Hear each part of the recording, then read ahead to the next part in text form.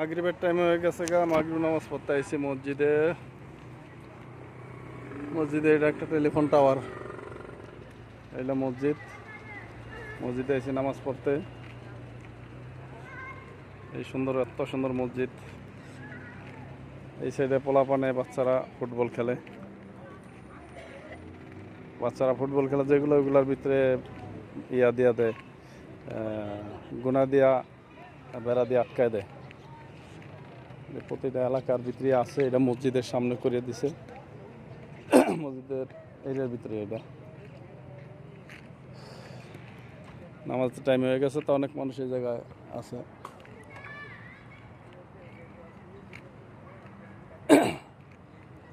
এগুলো মানুষ উঠতেছে, আস্তে আস্তে আস্তে নামাজের লেগে আসতেছে। নামাজ 5 ওয়াক্ত পড়তেই হবে। নামাজ ছাড়া কোনো মুক্তি নাই, কারণ নামাজ ছাড়া মুক্তি হওয়ার কোনো সম্ভাবনা নাই। যে মুক্তি দিব তারই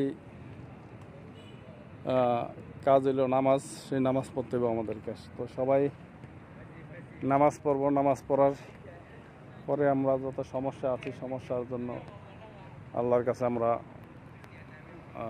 ক্ষমা চাইব। তো সবাই সবার লেগে দোয়া করবেন। যারা যারা অদ্য পর্যন্ত এই পৃথিবী থেকে চলে গেছে, সকলের জিন্দিগির গুনাহগাতা যেন আল্লাহ তাআলা রাব্বুল আলামিন মাফ করিয়া দেয়। আমাদের সবাইকে নেক হায়াত দান করে, সুস্থতা দান করে।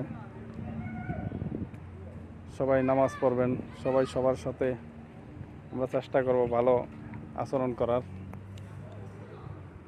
তারপরে হয়ে ওঠে না, কর্মক্ষেত্রে অনেক সময় অনেক কারণে হয় না।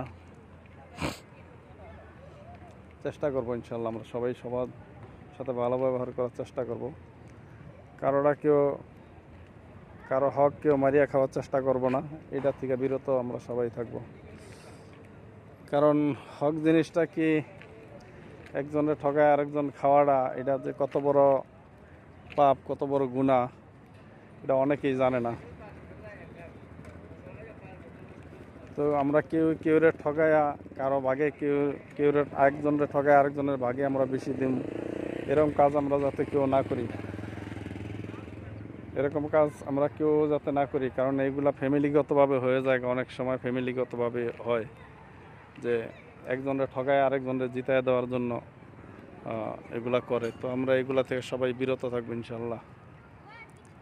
সবাই বিরত থাকবো, কারণ সবারই মরতে হবে। সবার কিন্তু এটা হিসাব দিতে হবে, সবার ফ্যামিলির হিসাব দিতে হইব। আমরা বাপ মা যারা এই কাজ করি, আমাদের হিসাব দিতে হবে। কিন্তু অন্যজনের ঠকায় আমার বেশি দিয়ে দিলে সেই হিসাব কিন্তু আমার বাপ মা ফ্যামিলির দিতে হইব। তো এটা থেকে সবাই বিরত থাকবেন, ভালো থাকবেন, সুস্থ থাকবেন। আসসালামু আলাইকুম।